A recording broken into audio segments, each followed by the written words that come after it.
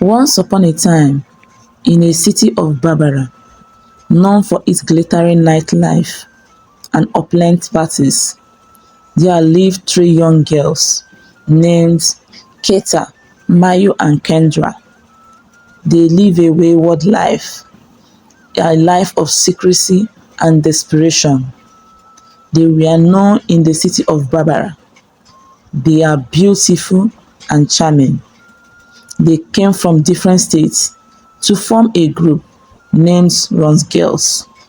According to their different stories, Keta told her friends that she lost her parents in the village and she had three siblings that she's taking care of. While Mayo said that she came from prominent family, but she can't sleep a night without a man by her side. That it got to the extent that her parents disowned her, giving her reason that she was disgracing their family. Then Kendra was an orphan with no siblings and family members. She feed herself and also take care of herself. They all came together to form a group known as Run's Girls. They were known in city cycles as the Starlets, a group who provided companionship to wealthy men in exchange of money. They hardly sleep where they rented apartments. Every night, they would be in different hotel clubs. They maintain themselves. They look charming. They don't think about marriage. Their most important achievement is to buy beautiful dresses and good wigs. They live rough life and they don't care what people say. One day, the three charming girls had dressed for the night, ready to mingle with any rich clients. They have booked cab, waiting in front of their beautiful apartments. Then a wealthy man stops and requested to speak with them. The man greeted, "Good evening, pretty girls. Please permit me to have a friendly conversation with you girls," said the man. And they responded, "Good evening, sir. Go ahead. My name is Mr. Camon. I am a businessman.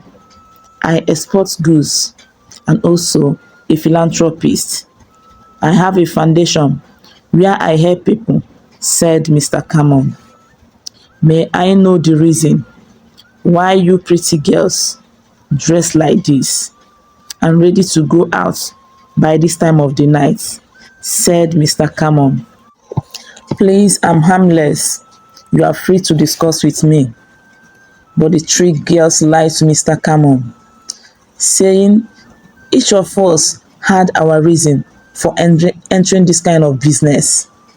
Keta, with her striking beauty and sharp intellect, said that she was driven in need to support her aged mother, while Mayo, who was charming and virtuous, and Kendra said that she wants to escape the poverty that have marked her upbringing. Mr. Camon felt pity for them, promised to change their lives. He exchanged line with them and promised them 1 million each to get a little business so that they can stop their wayward lifestyle. Still, the three wise girls decided to exhaust the money on phones and expensive wigs.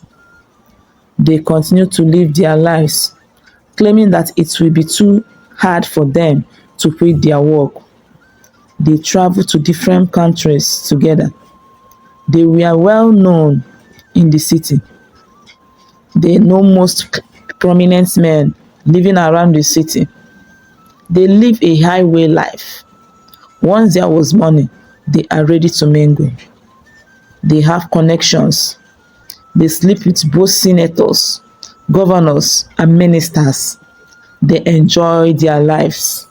One day, the three Run's girls were advised by their neighbors and friends to stop their lifestyle because of the risk involved in such lifestyle. Still, they kept deaf ears. They stopped talking to their neighbors and friends due to the advice they received from them. One day, the three girls received an invitation to meet a new client, a mysterious and a wicked man known only as Mr. Soko. The invitation was wrapped in gold foil and delivered with a note promising an exceptional sum of money for a single night. The offer was far more lucrative than anything they had seen before, and despite their usual cash caution, the opportunity was too tempting to ignore. Curiosity and the lure of financial security prompted the guests to agree. They prepared for the meeting with a mix of excitement and apprehension. Their destination was a skeletal mansion on the outskirts of the city, a place rumored to be both luxurious and sinister. As they arrived, the opulence of mansion only heightened their sense of apprehension. The splendor of the estate seemed almost out of the place in the otherwise flat landscape surrounding it. Inside, they greeted by Mr. Soko, a man striking presence who was dressed with an air of quiet authority. He welcomed them warmly, offering them champagne and a journey of his vast mansion. The mansion was filled with extravagant arts. As the evening approached, Mr. Koso's body language changed. He spoke of his wealth and power, revealing that he had a passion for controlling and maintaining those around him. The guests, now extremely aware of his unsettling presence, tried to keep their composure, their thoughts racing about how to navigate the situation safely.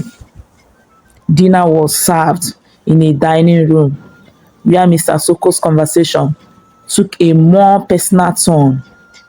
He inquired about their lives, their dreams, and their deepest fears. Though they answered politely, each of them felt a growing sense of discomfort. They had heard stories of clients who became too involved, but they had never experienced it. After dinner, Mr. Soko led them to a private lounge where the terms of their arrangement were to be finalized.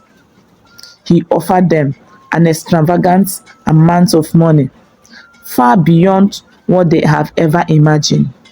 However, there was an underlying to his offer, a sense of manipulation that left them unsettled. In the night, the three guests were led to separate rooms, each one more lavish than the last. But the feeling of fear grew stronger. They tried to stay in contact, but their phones had been snatched, leaving them isolated and vulnerable. In the deepest of the night, the three wise girls discovered the truth and nature of their predicament. Mr. Soko, a wealthy and evil man, had no intention of simply enjoying their company. He saw them as commodities to be used and discarded once their usefulness had been exhausted. His plan was to exploit their vulnerability and then silence them, ensuring they would never return to their old lives or reveal the truth. Desperation and fear overwhelmed them. They attempted to escape, but the mansion was locked. Mr. Soko's guards were always just a step behind, and every attempt to be free was in vain. At the end, Mayo managed to slip away and find a hidden phone in one of the rooms, and she used it to send message to one of the commissioners, hoping that someone would come to their rescue.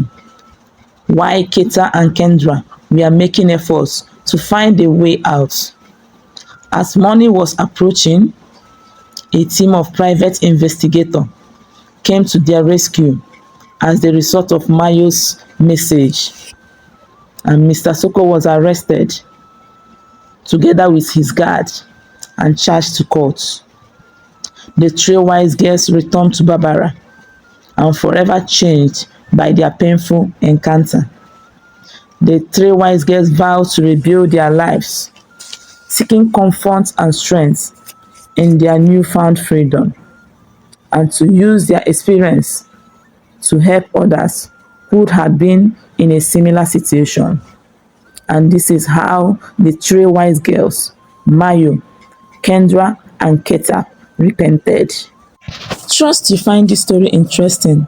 What moral lesson do you learn from this story? Please subscribe to my channel at African Tales by Ifenkili. Like and share with family and friends. Turn on your notification buttons. And stay tuned for more interesting and mind-blowing stories coming your way next time. Remain blessed. Bye.